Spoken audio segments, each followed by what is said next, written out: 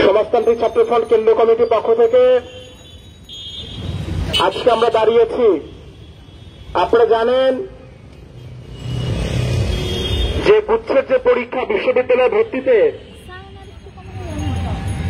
গুচ্ছের অন্তর্ভুক্ত যে সমস্ত বিশ্ববিদ্যালয়গুলো ভর্তি পরীক্ষা হয়েছে এবং তার ফলাফল ঘোষণা করা হয়েছে, সেখানে প্রায় 3 লক্ষাধিক শিক্ষার্থী সেখানে অংশগ্রহণ করে। বন্ধুগণ, আমরা দেখলাম গত 3 নভেম্বর যশোর বিজ্ঞান ও প্রযুক্তি বিশ্ববিদ্যালয় তাদের যে নোটিশ দিয়েছে, সেখানে তারা উল্লেখ করেছে প্রতিটা অনুষদে নতুন করে যারা উত্তীর্ণ হয়েছে তাদেরকে 650 টাকা করে নতুন করে ফি ধার্য করা হয়েছে। এইভাবে যদি 4টে অনুষদে একটা বিশ্ববিদ্যালয়ে একজনের ছাত্রকে সেখানে আবেদন করতে হয়, তাহলে সেখানে 2600 টাকা তাকে দিতে হবে। এইভাবে গুচ্ছের অন্তর্ভুক্ত যে বিশ্ববিদ্যালয়গুলোতে তাদেরকে যদি ফি দিতে হয়, তাহলে একজন শিক্ষার্থীকে সেখানে 20,000, 22,000, 30,000 টাকা পর্যন্ত সেখানে ফি গুনতে হবে। বন্ধুগণ, আমরা বলতে চাই, বিশ্ববিদ্যালয়গুলো যখন গুচ্ছের অন্তর্ভুক্ত হয় তখন শিক্ষা মন্ত্রণালয় বিশ্ববিদ্যালয়গুলোর পক্ষ থেকে বলা হয়েছিল যে এর মধ্য দিয়ে শিক্ষার্থীদের ভোগান্তি কমবে, ব্যয় কমবে। কিন্তু বন্ধুগণ, আমরা দেখলাম যে ধরনের সিদ্ধান্তগুলো বিশ্ববিদ্যালয়গুলো নিচ্ছে, এর মধ্য দিয়ে ব্যয় কমছে না, বরঞ্চ ব্যয় আরো বাড়ছে, নতুন করে ভোগান্তি তৈরি হচ্ছে। আমরা বলতে চাই, এই যে অযৌক্তিক যে ফি নির্ধারণ, সেটা শিক্ষার্থীদের সাথে প্রতারণার শামিল এবং নতুন করে ভোগান্তি সেটা বাড়াবে। আজকে সারা দেশে শিক্ষার্থীরা এই কথাগুলো বলছে, অথচ আমরা দেখলাম যে বিশ্ববিদ্যালয়গুলো গুচ্ছের অন্তর্ভুক্ত শাহজালাল বিজ্ঞান ও প্রযুক্তি বিশ্ববিদ্যালয়ের উপাচার্য ফরিদুদ্দিন আহমেদ, উনি বলছেন এই যে অভিযোগ করা হচ্ছে গুচ্ছের মধ্য দিয়ে নতুন করে ব্যয় বাড়ছে, এই অভিযোগ নাকি ঠিক নয়। কিন্তু বন্ধুগণ, আমরা বলতে চাই, আজকে শিক্ষার্থীরা তারা তাদের যে ফি, সে ফি দেওয়ার মধ্যে দিয়ে তারা বুঝতে পারছে নতুন করে তাদের উপর ভোগান্তি বাড়ানো হচ্ছে, অথচ আজকে কর্তৃপক্ষ অস্বীকার করছে। বন্ধুগণ, আমরা বলতে চাই, এইভাবে বিশ্ববিদ্যালয়গুলোকে এক ধরনের মুনাফা কেন্দ্রিক প্রতিষ্ঠান, ছাত্রদেরকে জিম্মি করে অর্থ আদায়ের প্রতিষ্ঠান হিসেবে গড়ে তোলা হয়েছে।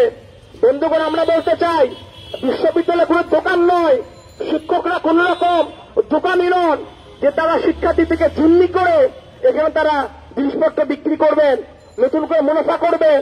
বন্ধুগণ, এইরকম বিশ্ববিদ্যালয় আমরা চাই না। বিশ্ববিদ্যালয় এমন ধরনের প্রতিষ্ঠান যেখানে শিক্ষার্থীরা পড়াশোনার সুযোগ পাবে, যেটা মানবিকতা প্রতিষ্ঠান হয়ে উঠবে। বন্ধুগণ, এই যে গুচ্ছে যে অযৌক্তিক ফি নির্ধারণ, তার বিরুদ্ধে আজকে ছাত্রফ্রন্ট আমরা রাজু ভাস্কর্যে দাঁড়িয়েছি।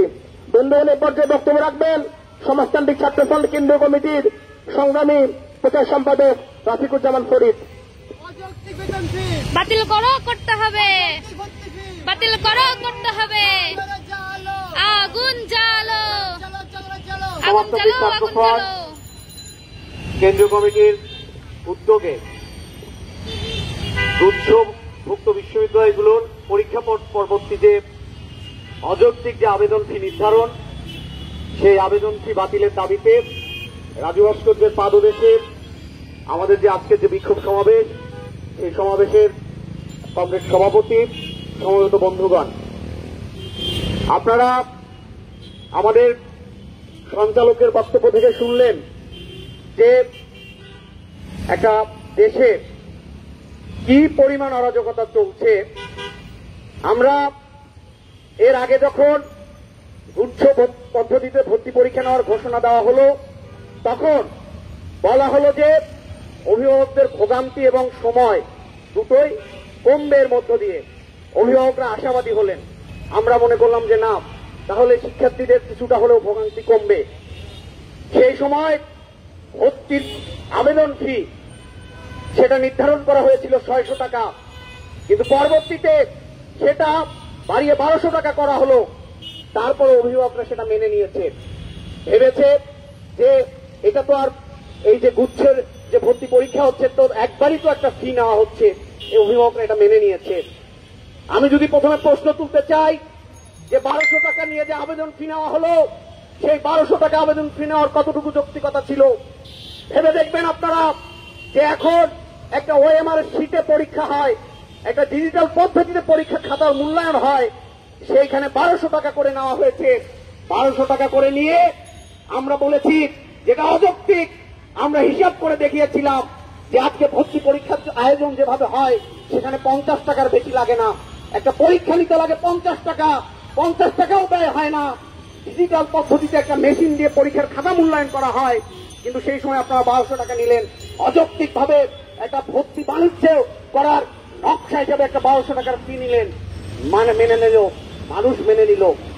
কিন্তু তার পরবর্তীতে ওই সময় তো বলা ছিল না যে গুচ্ছ পরীক্ষার পরেও আপনারা আবার একটা আবেদন ফি নেবেন। আমরা ওই যে যশোর বিজ্ঞান ও প্রযুক্তি বিশ্ববিদ্যালয় যখন আজকে এই গুচ্ছ পরবর্তী ভর্তির আবেদন গ্রহণ করা শুরু করলো, তারা যে ঘোষণা দিল, তারা উল্লেখ করলো যে প্রত্যেকটা বিভাগে পরীক্ষা দিতে হবে না, কিন্তু আবেদন করতে গেলে বিভাগ প্রতি 650 টাকা করে দিতে হবে। তাহলে 1200 টাকা নিলেন একবার। এখন একটা বিশ্ববিদ্যালয়ে যদি 4টা বিভাগে কোন শিক্ষার্থী ওই যে ভর্তির আবেদন করতে চায়, তাহলে তাকে 2600 টাকা ওই যশোর বিজ্ঞান ও প্রযুক্তি বিশ্ববিদ্যালয়ের জন্য সেটা নেওয়া হবে। আমরা ওই যে ভর্তি, এই যে গুচ্ছ পদ্ধতিতে যে ভর্তি পরীক্ষা হচ্ছে, তার যুগ্ম আহ্বায়ক শাহজালাল বিজ্ঞান ও প্রযুক্তি বিশ্ববিদ্যালয়ের যে ভাইস চ্যান্সেলর, উনি বললেন ওই যে আমরা যখন বিদেশ যাই, বিদেশ যাওয়ার সময় আমাদের হচ্ছে টোফেল নামের একটা পরীক্ষা হয়, জিআরই নামের একটা পরীক্ষা হয়, সেই পরীক্ষার মতো করে নাকি তারা আমাদের শিক্ষার্থীদের একটা মেধা স্কোর ঘোষণা করছেন।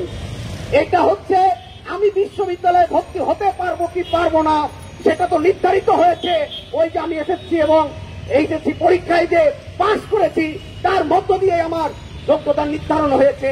1200 টাকা নিয়ে তো আমার নতুন করে স্কোর নির্ধারণের প্রশ্ন ছিল না। তাহলে 1200 টাকা নিলেন, শেষ হলো না ব্যাপারটা। আমরা এরপরে যে ঘটনাটা দেখলাম, আজকে প্রায় 3.5 লক্ষ শিক্ষার্থী এই 20টা গুচ্ছভুক্ত বিশ্ববিদ্যালয়ে পরীক্ষা দিয়েছে। এই 20টা বিশ্ববিদ্যালয়ের মধ্যে যে শিক্ষার্থীর স্কোর কম, সে যদি 10টা বিশ্ববিদ্যালয়ে এভাবে আবেদন করতে চায়, তাহলে তার কত টাকা খরচ হবে একবার ভেবে দেখুন। প্রত্যেকটা বিশ্ববিদ্যালয়ে যদি 2000 টাকা করে আবেদন ফি নেয়, তাহলে 10টা বিশ্ববিদ্যালয়ে তা আবেদন করতে গেলে 20,000 টাকা লাগবে। তাহলে করোনার সময়ে একদিকে মানুষের অর্থনৈতিকভাবে আয় কমেছে, জীবন জীবিকার মান কমেছে, দেশে 80% মানুষের আয় সেটা কমে গিয়েছে। 3.5 কোটি মানুষ নতুন করে দারিদ্র্য সীমার নিচে নেমে গিয়েছে। আর ওই যে সরকার বাহাদুর একটা ফ্যাসিস্ট একটা সরকার, তারা জনগণ কেমন আছে, খেয়ে বেঁচে আছে না না খেয়ে মরছে, সে চিকিৎসা পাচ্ছে না শিক্ষা পাচ্ছে, তার বিবেচনায় নেই। একের পর এক সিদ্ধান্ত আমাদের উপর চাপিয়ে দিচ্ছে। বন্ধুগণ, আমরা বলেছি যে শিক্ষা এটা কেনা বেচার পণ্য নয়, শিক্ষা মানুষের মৌলিক অধিকার। শিক্ষা নিয়ে ব্যবসা হতে পারে না। শিক্ষার যে অধিকার সেটা সংবিধান স্বীকৃত মানুষের মৌলিক এবং মানবিক অধিকার। তাহলে আজকে গুচ্ছ ভর্তি পদ্ধতির নামে যেটা করা হলো, এটা একটা চূড়ান্ত রকমের একটা বাণিজ্যিকীকরণের, ব্যবসায়ীকরণের যে নকশা, রাষ্ট্রতে তার ক্রমাগত দায় অস্বীকার করছে, তারই ফলাফল। বন্ধুগণ, এই সময় আপনারা দেখেছেন ডিজেলের দাম বাড়িয়েছে। বিশ্ববাজারে ডিজেলের দাম বাড়েনি। পাশের দেশে ভারত, তারা ডিজেলের দাম কমিয়েছে, পেট্রোলের দাম কমিয়েছে। আর এই যে মহাজোট সরকার, লুটপাটের সরকার, একটা ফ্যাসিস্ট সরকার লুটপাট করছে, উন্নয়নের বাহানা দেখাচ্ছে। তার লুটপাটের যে টাকা সেটা জনগণের পকেট থেকে নিশ্চিত করার জন্য তেলের দাম বাড়াচ্ছে, জৈবপত্রের দাম বাড়াচ্ছে।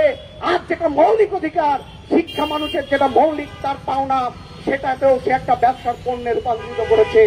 বন্ধুগণ, আমরা সমাজতান্ত্রিক ছাত্র ফ্রন্ট এই রাজু ভাস্কর্যের পাদদেশ থেকে ঘোষণা করতে চাই, এই যে গুচ্ছভুক্ত বিশ্ববিদ্যালয়গুলোর অযৌক্তিকভাবে যে আবেদন ফি নির্ধারণ করা হয়েছে সেটা প্রত্যাহার করতে হবে। আমরা সমগ্র মানুষের কাছে, বিবেক সম্পন্ন মানুষের কাছে এই আবেদনটা করতে চাই। মেনে তো অনেক নিলেন, মেনে নিয়ে তো দেখছেন আজকে কোন অবস্থা দাঁড়িয়েছে। একটা ফ্যাসিস্ট স্বৈরাচারী সরকার যখন যা খুশি, জনমতের কোনো তোয়াক্কা নেই, তার যখন যেটা মনে হচ্ছে সেটা জনগণের উপর চাপিয়ে দিচ্ছে। এর বিরুদ্ধে একটা সচেতন আন্দোলন সংগ্রামের ডাক দিয়ে যায় সমাজতান্ত্রিক ছাত্র ফ্রন্ট। আর একটা বিষয় আমি এখানে উল্লেখ করতে চাই, যে বিষয়টা আপনারা খেয়াল করেছেন হয়তোবা, যে পূর্ণ মূল্যায়নের নামে যে কারো রেজাল্ট আশানুরূপ হয়নি, কোন পরীক্ষার্থী এই গুচ্ছভুক্ত বিশ্ববিদ্যালয়গুলোতে যারা পরীক্ষা দিয়েছে বন্ধুরা, যাদের আশানুরূপ ফল হয়নি, তাদের আবার খাতা পূর্ণ মূল্যায়নের নামে 2000 টাকা আবেদন ফি নির্ধারণ করা হয়েছে। আমরা এই সমাবেশ থেকে এই যে পূর্ণ মূল্যায়নের নামে যে 2000 টাকা নির্ধারণ করা হয়েছে, যেটা দাবি করা হয়েছে, সেটাও প্রত্যাহারের দাবি জানাচ্ছি।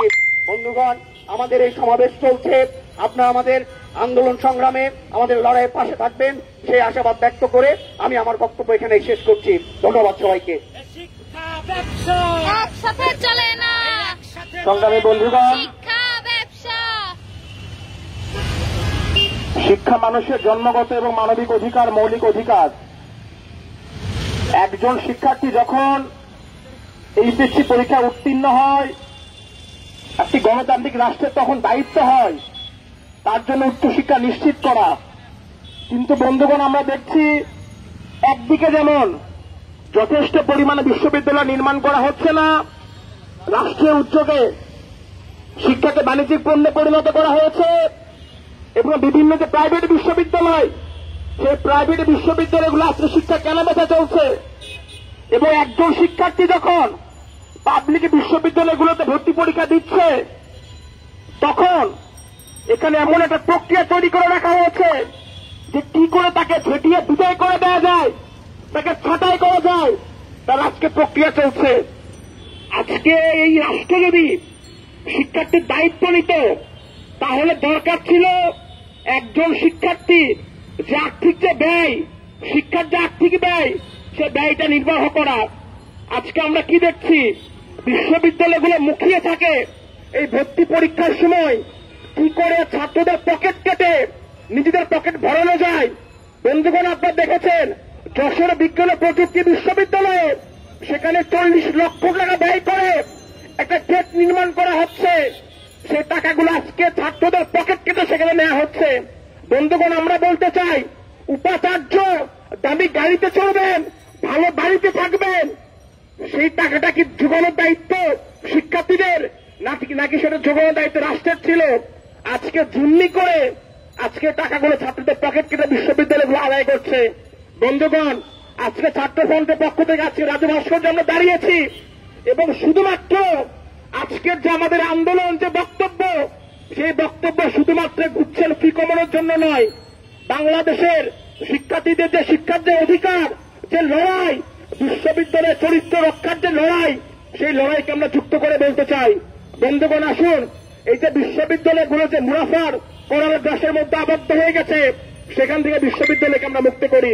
বন্ধুগণ, এ পর্যায়ে বক্তব্য রাখবেন সমাজতান্ত্রিক ছাত্রফ্রন্ট কেন্দ্রীয় কমিটির সংগ্রামী সাধারণ সম্পাদক ছাত্র নেতা রাশেদ শাহরিয়ার।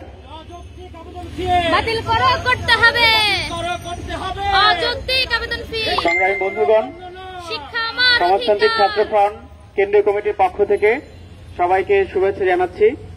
আপনারা ইতিমধ্যেই শুনেছেন যে গুচ্ছভুক্ত যে বিশ্ববিদ্যালয়গুলো ভর্তি পরীক্ষা নিয়েছে, আমরা দেখছি প্রায় গত 2 মাস ধরেই এই ভর্তি প্রক্রিয়া বিভিন্ন বিশ্ববিদ্যালয়গুলোতে চলছে, এবং এই প্রথমবারের মতো গুচ্ছভুক্ত বিশ্ববিদ্যালয় প্রায় 19টা বিশ্ববিদ্যালয় তারা একসাথে পরীক্ষা নিয়েছে। তারও 2 বছর আগে থেকে আমাদের দেশের যে কৃষি বিশ্ববিদ্যালয়গুলো, তারা 8টি বিশ্ববিদ্যালয় মিলে একসাথে গুচ্ছ করে তারা পরীক্ষা নিয়েছিল, এবং এবারও তারা সেটা অনুষ্ঠান করবে। এই ধারাবাহিকতায় আমরা দেখলাম যে আমাদের প্রথমত একটা প্রক্রিয়া চালানো হলো, যে এখানে প্রায় দেশের সমস্ত বিশ্ববিদ্যালয়গুলোকে নিয়েই তারা একই প্রক্রিয়া, একটা ভর্তি প্রক্রিয়া চালু করতে চায়, এবং সেই প্রক্রিয়ার অনেক তালবাহানা, অনেক নাটক সেখানে হয়েছে। আমাদের তথাকথিত স্বায়ত্তশাসিত যে বিশ্ববিদ্যালয়গুলো, ঢাকা বিশ্ববিদ্যালয়, জাহাঙ্গীরনগর, রাজশাহী এবং চট্টগ্রাম বিশ্ববিদ্যালয়, তারা সেই প্রক্রিয়ায় আসতে অস্বীকৃতি জানায়। এবং তার কারণ আপনারা জানেন যে আমাদের দেশে এই ভর্তি প্রক্রিয়া বাস্তবে এটা হচ্ছে একটা ভর্তি বাণিজ্য। এই বিশ্ববিদ্যালয়গুলো তারা যখন ভর্তি ফর্ম ছাড়ে, সেই ফর্মের মূল্য তারা ক্রমাগত বাড়িয়েছে 300, 400, 500 টাকা করে সে এক একটা ফর্মের মূল্য। এই মূল্য বৃদ্ধি করতে করতে হাজার হাজার কোটি টাকা এই বিশ্ববিদ্যালয়গুলো তারা এই ভর্তি ফর্ম থেকে তারা আয় করে। ফলে সেই আয়ের ভাগ আমাদের এই যে সর্বোচ্চ বিশ্ববিদ্যালয়গুলো তারা অন্যান্যদের দিতে চায় না। সেই জন্যই তারা এই ভর্তি প্রক্রিয়ায় গুচ্ছর মধ্যে তারা অন্তর্ভুক্ত হয়নি। যে 19টা বিশ্ববিদ্যালয় যারা এই গুচ্ছ প্রক্রিয়ায় যারা অন্তর্ভুক্ত হয়েছে, এই ক্ষেত্রে তাদের প্রথমত যুক্তি ছিল, আপনারা শুনেছেন, যে আমাদের দেশের বিশ্ববিদ্যালয় প্রক্রিয়ায় যখন একটি ছেলে কিংবা মেয়ে তারা সেখানে ভর্তি হবে উচ্চশিক্ষায়, এক একটা বিশ্ববিদ্যালয় এক এক সময় তারা ভর্তি পরীক্ষা অনুষ্ঠান করে এবং অনেক জায়গা অতিক্রম করে অনেক টাকা খরচ করে তাদেরকে প্রত্যেকটা বিশ্ববিদ্যালয়ে গিয়ে গিয়ে তাদের পরীক্ষা দিতে হয়। ফলে এই প্রক্রিয়ায় তাদের যে ভোগান্তি, সেই ভোগান্তি তারা কমাতে চায়। এই কথা বলে, এই যুক্তি দিয়েই আমাদের ইউজিসি এই প্রক্রিয়ার সূচনা তারা সেই সময় করেছে।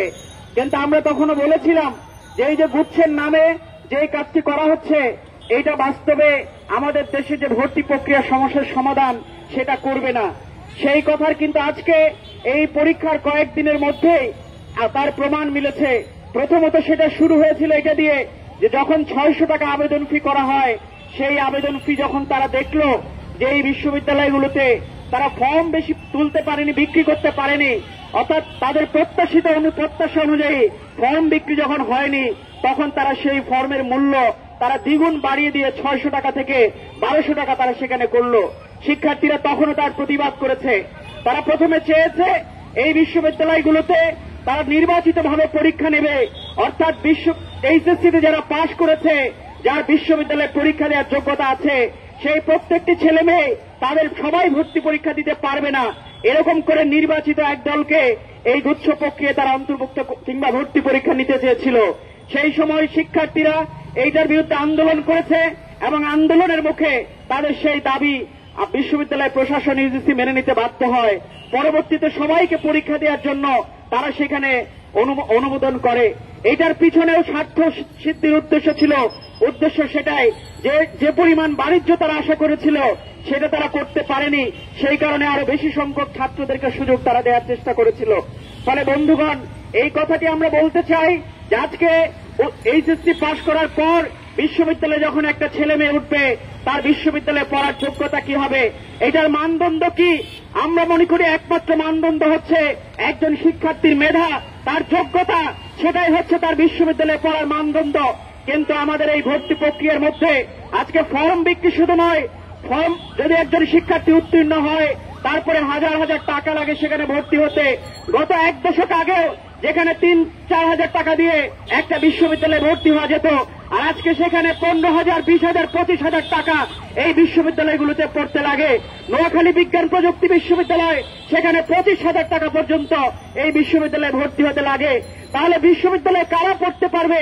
এই প্রশ্নটি অনেক দিন থেকেই আমরা ছাত্রফ্রন্ট আমরা বলে আসছি যে বিশ্ববিদ্যালয়, পাবলিক বিশ্ববিদ্যালয়, যে বিশ্ববিদ্যালয় চলে আমাদের দেশের জনগণের ট্যাক্সের টাকায়, এই বিশ্ববিদ্যালয় কখনো আমাদের দেশের উচ্চবিত্ত ধনীদের সন্তানদের জন্য সুরক্ষিত হতে পারে না। যেই ছেলে মেয়েটির মেধার ভিত্তিতে বিশ্ববিদ্যালয়ে আসার যোগ্যতা অর্জন করছে, তাকেই পড়ার দায়িত্ব নিতে হবে এবং সেটার দায়িত্ব হচ্ছে রাষ্ট্রের। ফলে রাষ্ট্রের দায়িত্ব এই বিশ্ববিদ্যালয়গুলোতে ফান্ড দেয়া, বিশ্ববিদ্যালয়ের অর্থ যোগান দেয়া।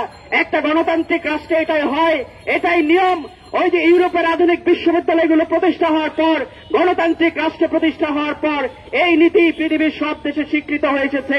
আমাদের দেশেও কথা ছিল, ওই যে ইউজিসি, তার কাজ হচ্ছে, দায়িত্ব হচ্ছে প্রত্যেকটা বিশ্ববিদ্যালয়ে বছরান্তে কি পরিমাণ খরচ হবে প্রত্যেকটা ছেলে মেয়ের জন্য, তার সামগ্রিক হিসাব করে তার ফান্ড জোগাড় করা, সরকারের সাথে দরবার করে বিশ্ববিদ্যালয়গুলোর ফান্ড যোগান দেয়া ইউজিসির দায়িত্ব।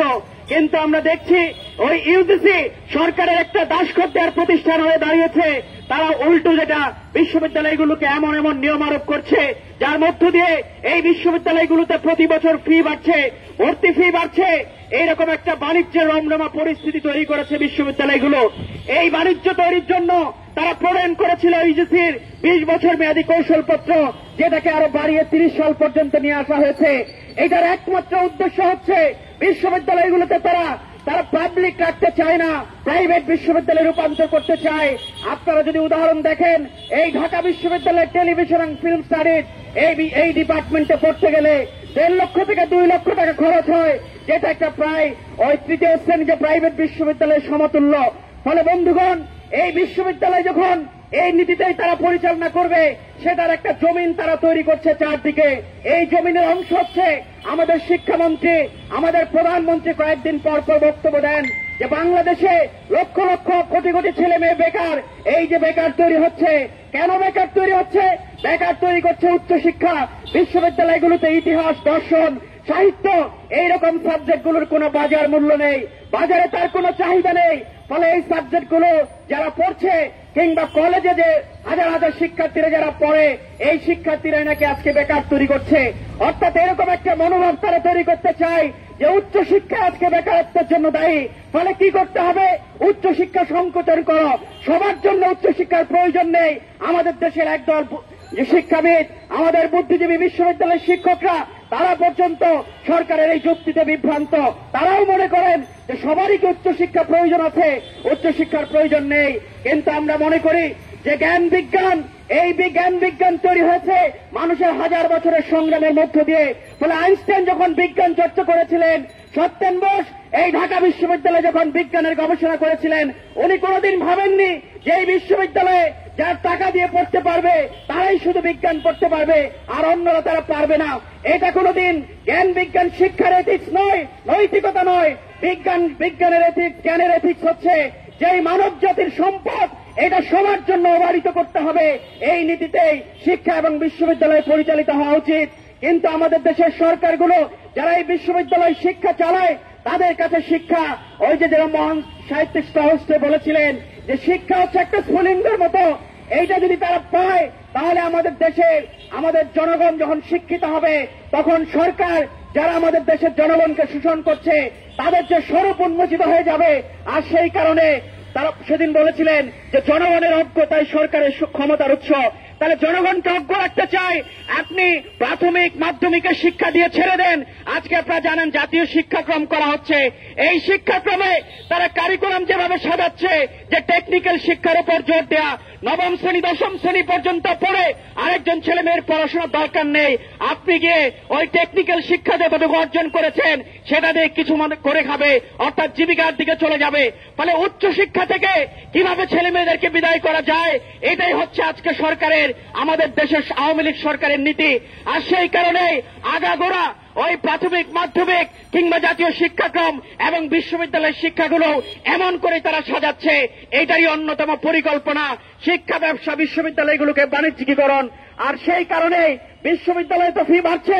আর আজকে এই গুচ্ছভুক্ত বিশ্ববিদ্যালয়ে নতুন নিয়মের মধ্য দিয়ে বিশ্ববিদ্যালয়ে প্রবেশের আগে যে সমস্ত আমাদের দেশের যে সমস্ত অসহায় নিম্নবিত্ত কিংবা মধ্যবিত্ত পর্যন্ত আজকে তাদের ঘরের ছেলেমেয়েরা এই বিশ্ববিদ্যালয়ে যেন আসতে না পারে, সেই ব্যবস্থা এখানে করা হয়েছে।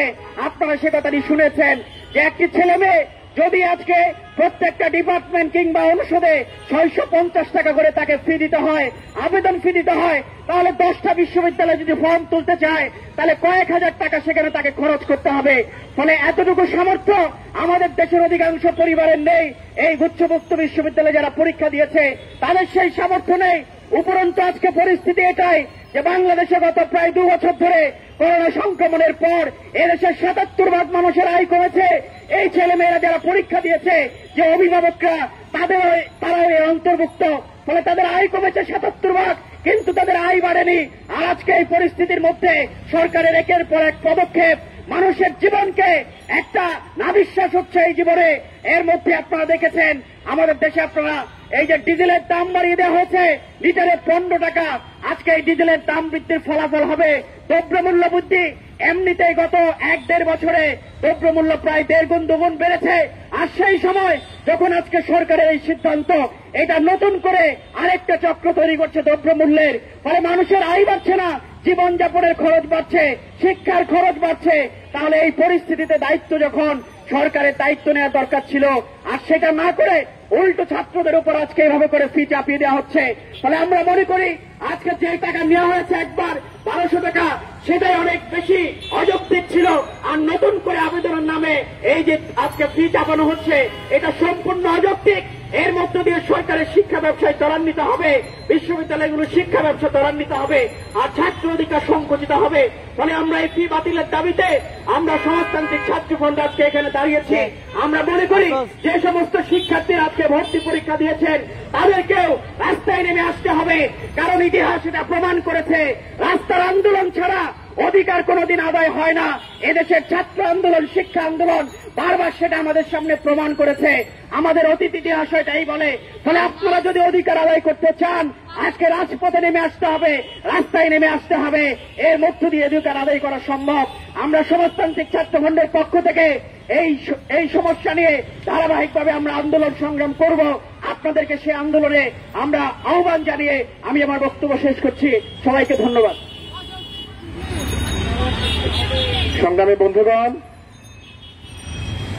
যে গুচ্ছভুক্ত যে বিশ্ববিদ্যালয় ভর্তি পরীক্ষা, সেখানে যে অযৌক্তিক ফি নির্ধারণ করা হয়েছে, সে ফি বাতিলের দাবিতে ছাত্রফ্রন্টের পক্ষ থেকে আমাদের সমাবেশ চলছে।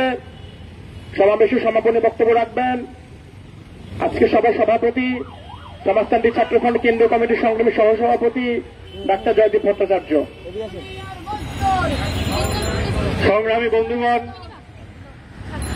তীব্র রোদের মধ্যে দীর্ঘ সময় ধরে আমরা আমাদের এই যে বিক্ষোভ, সেই বিক্ষোভ আমরা জানিয়ে যাচ্ছি। আমাদের পূর্ববর্তী বক্তা এবং আমাদের সাধারণ সম্পাদক বিশেষভাবে এই গুচ্ছভুক্ত যে বিশ্ববিদ্যালয় সমূহ, 20টি বিশ্ববিদ্যালয়, সে বিশ্ববিদ্যালয়ে ভর্তি নিয়ে যে ব্যাপক ফি বাণিজ্য চলছে সে ব্যাপারে বিশদভাবে বলেছেন। কেমন করে টাকা নেওয়া হচ্ছে, গরিব, নিম্নবিত্ত, মধ্যবিত্ত এই পরিবারের সন্তানরা কিভাবে এই পরীক্ষা দিতে গিয়ে ছিটকে পড়বে, সেই কথাগুলো বলা হয়েছে। আমি আর ওই কথাগুলোতে যাচ্ছি না। আমরা আমাদের সভা শেষ করব। সভা শেষ করার আগে শুধু একটা বিষয় আমি উল্লেখ করে যেতে চাই।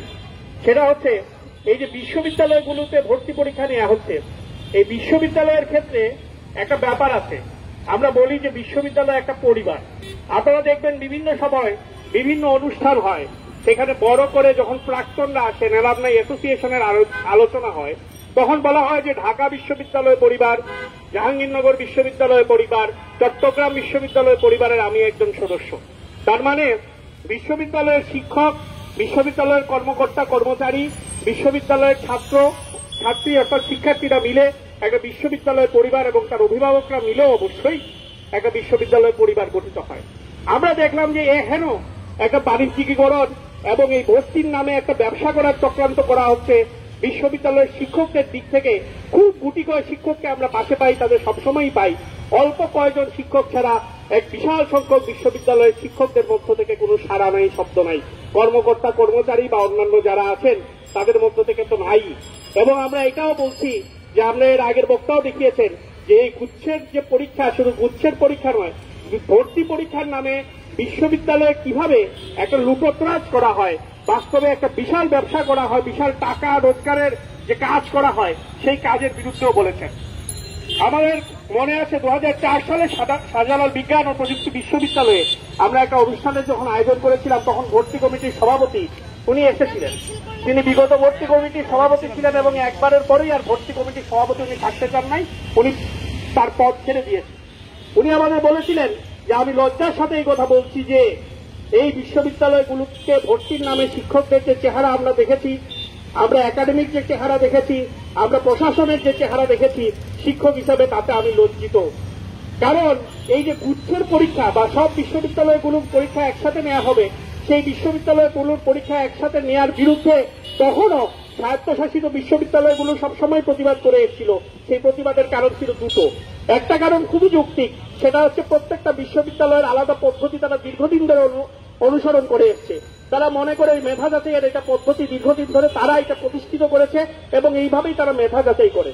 ফলে তাদের যে একাডেমিক জায়গা থেকে তারা এটাকে সমর্থন করতে পারে না, কারণ তখন একটা সাধারণ মেধা যাচাইয়ের জায়গায় যেতে হয়, যেটাতে গেলে তারা মনে করে যে তারা বিশ্ববিদ্যালয়ের যে মানটাতে তারা তুলেছিল বিশ্ববিদ্যালয়ের ছাত্রদের যাচাইয়ের, সেই মানটা পড়ে যাবে। এটা একটা যৌক্তিক ব্যাপার ছিল। কিন্তু তারপরে যে দ্বিতীয় যে ব্যাপার বেশিরভাগ শিক্ষকদের মধ্যে কাজ করেছে, সেটা হচ্ছে ভর্তি পরীক্ষার ফর্মের দাম ক্রমাগত বাড়িয়ে এবং ভর্তির ফি সহ বিভিন্ন ফি বাড়িয়ে বিশ্ববিদ্যালয় এবং ভর্তি পরীক্ষাকে কেন্দ্র করে বিশ্ববিদ্যালয়ের শিক্ষকদের যে বিশাল রুটি রোজগার হয়, সেই রোজগারটা কমে যাবে। কারণ তখন সাধারণভাবে এই বিশ্ববিদ্যালয়গুলো সবগুলো বিশ্ববিদ্যালয়ের একসাথে হলে যে সাধারণ ফি নির্ধারণ করতে হবে এবং সেটা যে প্রক্রিয়ায় ভাগ বাটোয়ারা হবে, তাতে তাদের ভাগে কম করার সম্ভাবনা। আমাদের এই ভাষাগুলো এইভাবে বলতে হচ্ছে দেখে আমরা দুঃখিত, কিন্তু আমরা একটা অবাক জিনিস লক্ষ্য করেছি। বাংলাদেশে এই কাজ আমরা বিগত সময়ে লক্ষ্য করি নাই।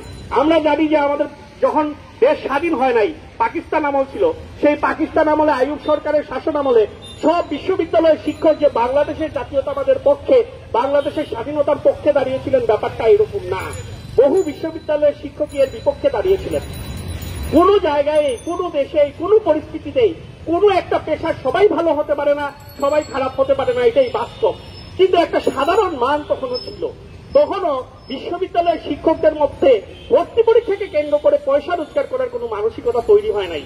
বিশ্ববিদ্যালয়ের শিক্ষকদের মধ্যে তখনও মোটা দাগে একটা এই যে বিশ্ববিদ্যালয়ে ভর্তি পরীক্ষাকে কেন্দ্র করে রোজগার করবেন, এই চিন্তা তৈরি হয় নাই। কিন্তু আমরা দুঃখের সাথে বলতে চাই, বর্তমানে এই পরিবেশ এবং পরিস্থিতি তৈরি হয়েছে।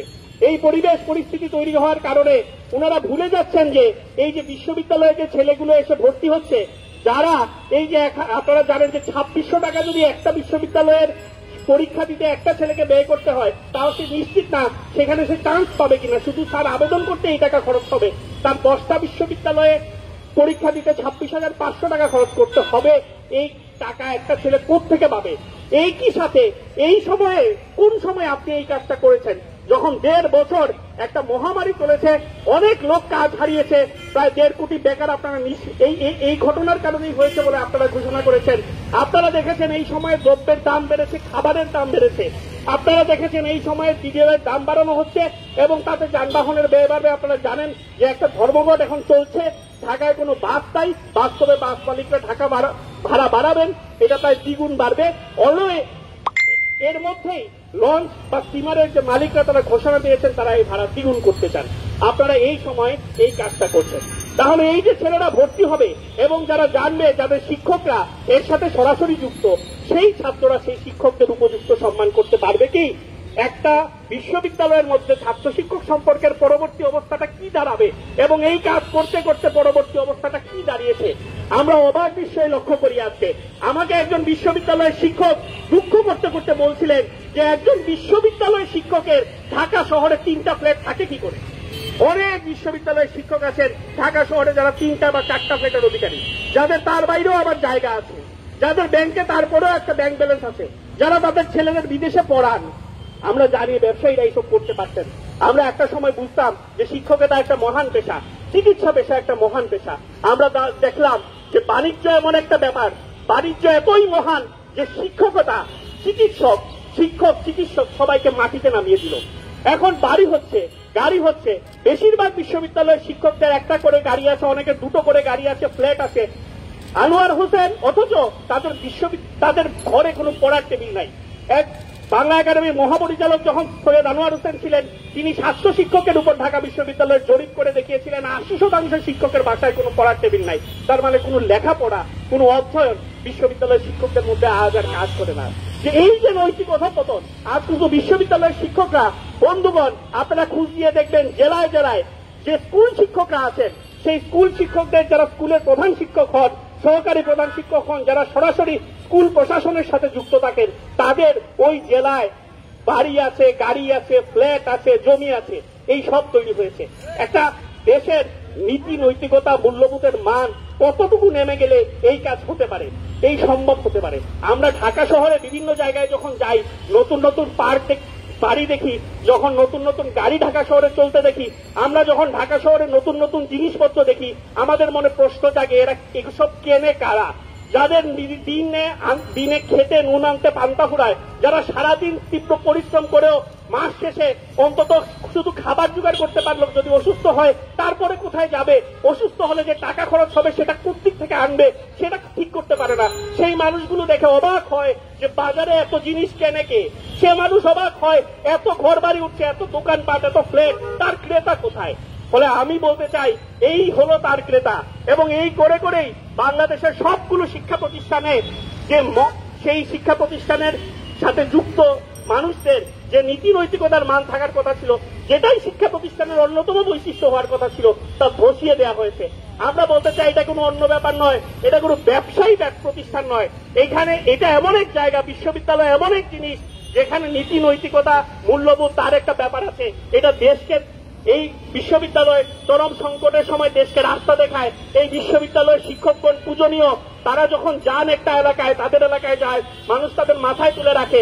ওই এলাকায় সব মানুষরা তাদের কাছ থেকে কিছু শুনতে চায়। আর এই যদি হয় বিশ্ববিদ্যালয়ের পরিস্থিতি, তার শিক্ষকদের, তার প্রশাসনের সাথে যুক্ত লোকেদের পরিস্থিতি, তারা যদি এইরকম করে একটা সার্কুলার দিয়ে দেয় এবং কেউ নাই এটাকে দাঁড়িয়ে বলবে যে এই জিনিস আমরা মানি না, আমি ভর্তি কমিটিতে এই জন্য থাকবো না, আমি বিশ্ববিদ্যালয়ের পদে, আমার দেয়া পদে, প্রশাসনিক পদে এই কারণে থাকবো না, আমি একজন শিক্ষক হিসাবে থাকতে পারি, কিন্তু প্রশাসনিক পদগুলোতে যে শিক্ষকদের আপনারা নিয়োগ দিচ্ছেন সেই শিক্ষকরা এমন ভাবে এই জিনিসগুলো তৈরি করছেন, নিয়ম তৈরি করছেন এবং নিয়ম ছাত্রদের মধ্যে আরোপ করছেন, তাতে কোনো নীতি নৈতিকতা থাকে না। তবেই আমরা বুঝতাম যে বাংলাদেশে এখনো কিছু লোক আছে দাঁড়িয়ে কথা বলতে পারে। কিছু লোক অবশ্যই আছেন, কিছু শিক্ষক দাঁড়াচ্ছেন, কিন্তু তাদের সংখ্যা প্রতিদিনই কমতে কমতে কমতে কমতে তারা আরো সংখ্যালঘু হয়ে পড়ছেন। আমরা বলতে চাই বন্ধুগণ, যে বিষয়গুলো আমার পূর্ববর্তী বললেন, সেই বিষয়গুলোর সাথে এই বিষয়টাকে আমি গভীরভাবে ভেবে দেখতে বলবো। এটা গোটা জাতির জন্য এক ভয়ঙ্কর অশনি সংকেত।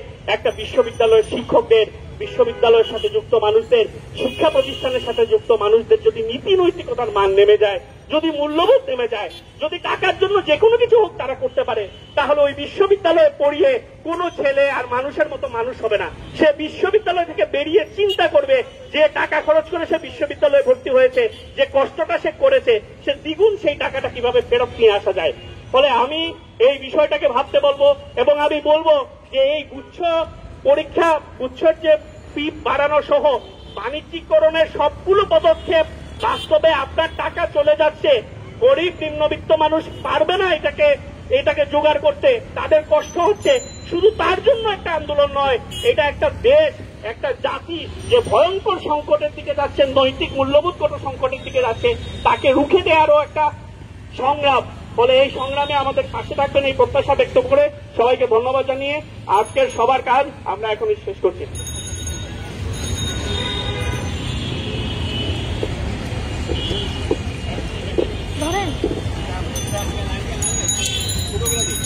সালমান ভাই স্লোগানটা ধরেন না, লাইভ হচ্ছে তো।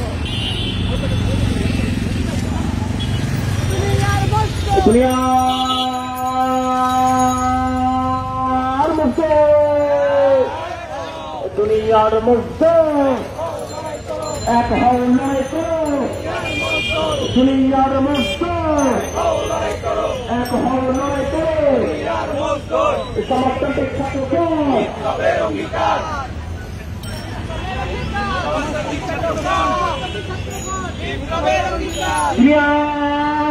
দুনিয়ার মধ্যে, দুনিয়ার মধ্যে এক হও লড়াই করো, সমাজতান্ত্রিক ছাত্রপদ বিপ্লবের অঙ্গীকার, সমাজতান্ত্রিক ছাত্রপদ গুচ্ছে রাজনৈতিক বাতিল করো, করতে হবে অযৌক্তিক আবেদন ফির, গুচ্ছের আবেদন ফির, অযৌক্তিক আবেদন ফির। লড়াই লড়াই লড়াই চাই, লড়াই করে বাঁচতে চাই, লড়াই লড়াই লড়াই চাই, লড়াই করে বাঁচতে চাই। এই শিক্ষা ব্যবসা যেখানে, এই শিক্ষা বাণিজ্য যেখানে, এই শিক্ষা ব্যবসা, এই শিক্ষা বাণিজ্য, এই শিক্ষা ব্যবসা, এই শিক্ষা কোনো পণ্য নয়, এই শিক্ষায় আমার অধিকার, এই শিক্ষা কোনো পণ্য নয়, এই শিক্ষায় আমার অধিকার। অযৌক্তিক আবেদন ফিরে এ বাতিল করো, করতে হবে। এ গুচ্ছের আবেদন ফিরে, অযৌক্তিক আবেদন ফিরে, এই অযৌক্তিক আবেদন ফিরে, এই গুচ্ছ পরীক্ষার আবেদন ফিরে এই বাতিল করো, করতে হবে।